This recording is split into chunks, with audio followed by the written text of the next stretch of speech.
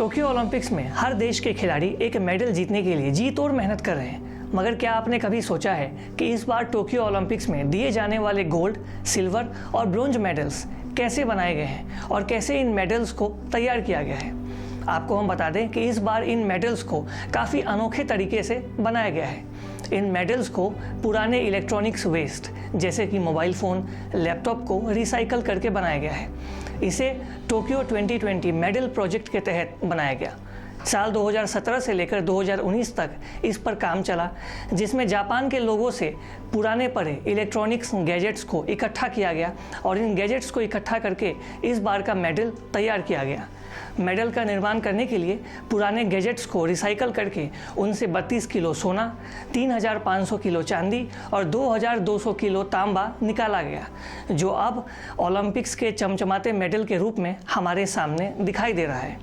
Olympics.com website के मुताबिक Japan की 1621 नगर पालिकाओं ने मिलकर लगभग 80,000 टन से भी अधिक इलेक्ट्रॉनिक वेस्ट को इकट्ठा किया, जिसके तहत इन मेडल्स को बनाया गया। पूरे जापान में मौजूद NTT डोकोमो रिटेल स्टोर्स ने लगभग 62 लाख पुराने फ़ोन कलेक्ट किए। इसके बाद इनमें मौजूद सभी मेटल को पिघलाकर मेडल बनाया गया। इस अनोखे आइडिया से पर्यावरण को बचाने के लिए भी एक पॉजिटिव मैसेज दिया गया है जापान की तरफ से ओलंपिक्स में। एक रिपोर्ट के मुताबिक वर्ष 2019 में 53 मिलियन टन से भी ज़्यादा इलेक्ट्रॉनिक वेस्ट दुनिया भर में जमा हुआ था, मगर इनमें से सिर्फ 17% को ही रिसाइकल किया गया। यानी कि बाकी के बचे इलेक्ट्रॉनिक वेस्ट अक्सर हमारे ग्राउंड वाटर में मिल जाते हैं, जिससे कि प्रदूषण फैलता है और लोगों के स्वास्थ्य पर भी इसका गहरा असर पड़ता है। टोक्यो ओलंपिक्स में गोल्ड मेडल 556 ग्राम, सिल्वर मेडल 550 ग्राम और ब्रोंज मेडल 450 ग्राम के हैं। गोल्ड मेडल पूरी तरह सोने का नहीं होता है, बल्कि ये चांदी का होता है, जिस पर 6 ग्राम सोने की परत चढ़ी होती है। वहीं सिल्वर मेडल की बात करें तो यह मेडल चांदी का बना होता है।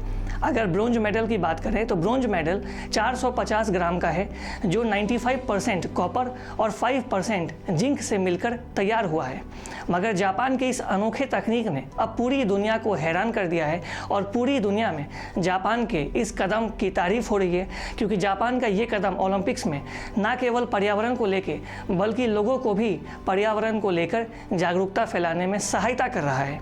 वाकई में जापान का ये कदम काफ़ी यूनिक है, जिससे कि हमारे पर्यावरण को आने वाले भविष्य में बचाया जा सके और लोगों के भीतर हमारे पर्यावरण को लेकर एक सही संदेश पहुँचे। और अधिक खबरों के लिए लगातार देखते रहिए ईस्ट न्यूज़। हमारे फेसबुक, यूट्यूब, इंस्टाग्राम पेज को लाइक करें, शेयर करें और सब्सक्राइब करें। आप सब जानते हैं कि इन दिनों देश भर में कोविड-19 का माहौल है। रोज़ाना देश में नए कोविड-19 के मामले सामने आ रहे हैं, तो ऐसे में आवश्यकता है अपना और अपने परिवार का बेहद ख्याल रखें। घर से बाहर तब निकलें जब कोई आवश्यक काम हो, मास्क पहनें, सैनिटाइज़र का इस्तेमाल करें, सोशल डिस्टेंसिंग का भी पालन करें। तब तक के लिए धन्यवाद। Thanks for watching. Please subscribe and hit the bell icon.